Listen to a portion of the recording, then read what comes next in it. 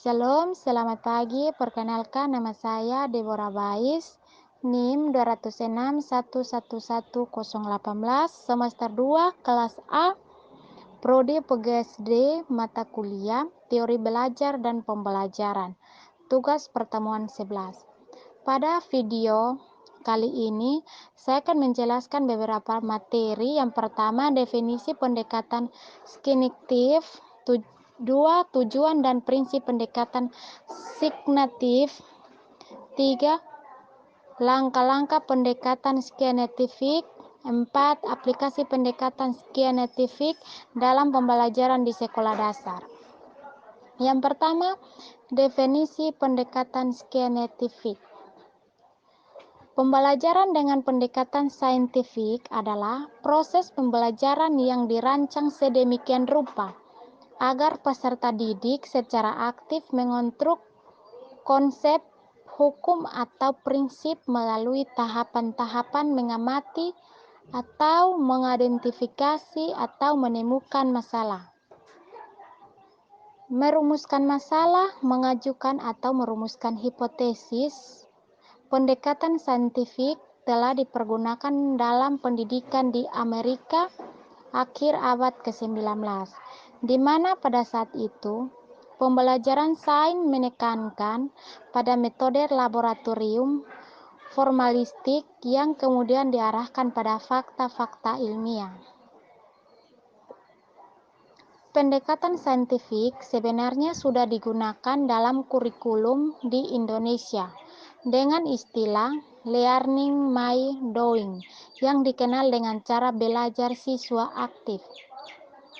Dalam menjalankan kegiatan pembelajaran yang secara formal diadopsi dalam kurikulum 1975.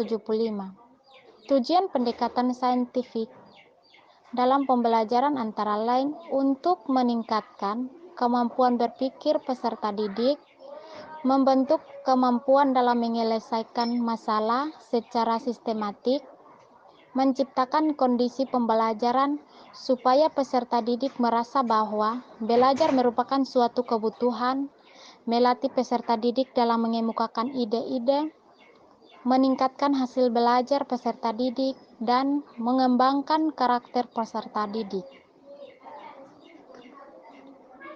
Berikut definisi dan pengertian pendekatan saintifik dalam beberapa sumber buku. Yang pertama, menurut Rusman atau 2015, pendekatan saintifik merupakan pendekatan pembelajaran yang memberikan kesempatan pada siswa secara luas untuk melakukan eksplorasi dan elaborasi materi yang dipelajari.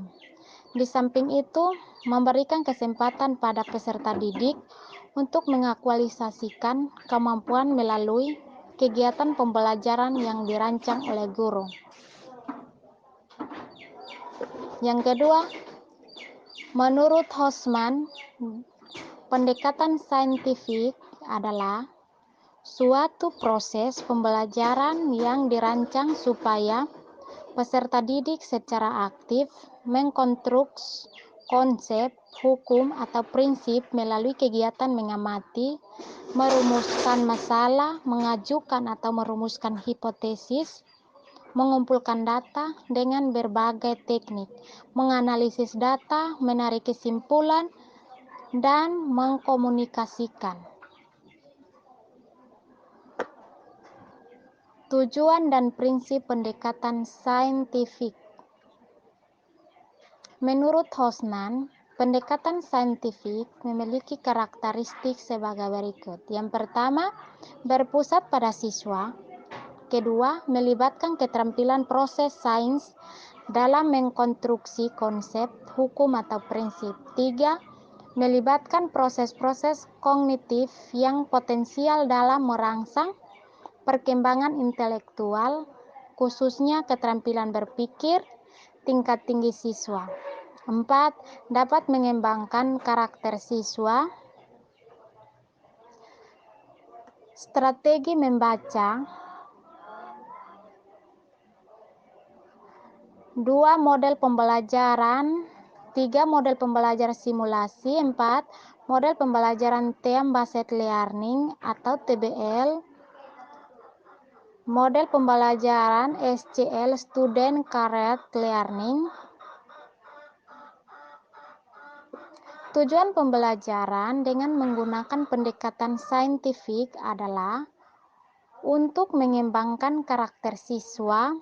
Selain itu juga untuk meningkatkan kemampuan berpikir siswa, sehingga siswa memiliki kemampuan untuk menyelesaikan setiap masalah yang dihadapinya dan memiliki hasil belajar yang tinggi. Menurut Hosnan, tujuan pembelajaran menggunakan pendekatan saintifik adalah sebagai berikut. Pembelajaran berpusat pada siswa. Pembelajaran membentuk student self-corporate. Pembelajaran terhindar dari verbalisme. Pembelajaran memberikan kesempatan pada siswa untuk mengasimilasi dan mengakomodasi konsep, hukum, dan prinsip. Pembelajaran mendorong terjadinya peningkatan kemampuan berpikir siswa. Pembelajaran meningkatkan motivasi belajar siswa dan motivasi mengajar guru. Memberikan kesempatan kepada siswa untuk melatih kemampuan dalam komunikasi.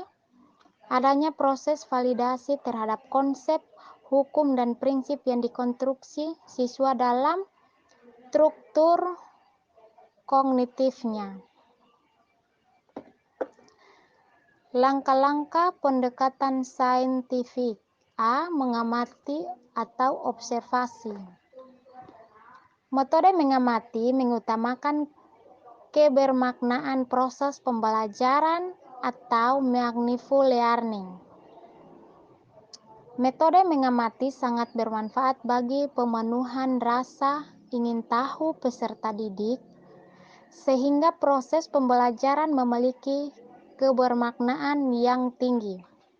Dengan metode observasi, peserta didik menemukan fakta bahwa ada hubungan antara objek yang dianalisis, materi pembelajaran yang digunakan oleh guru. B. Mananya. Pada kurikulum 2013, kegiatan menanya diharapkan muncul dari siswa.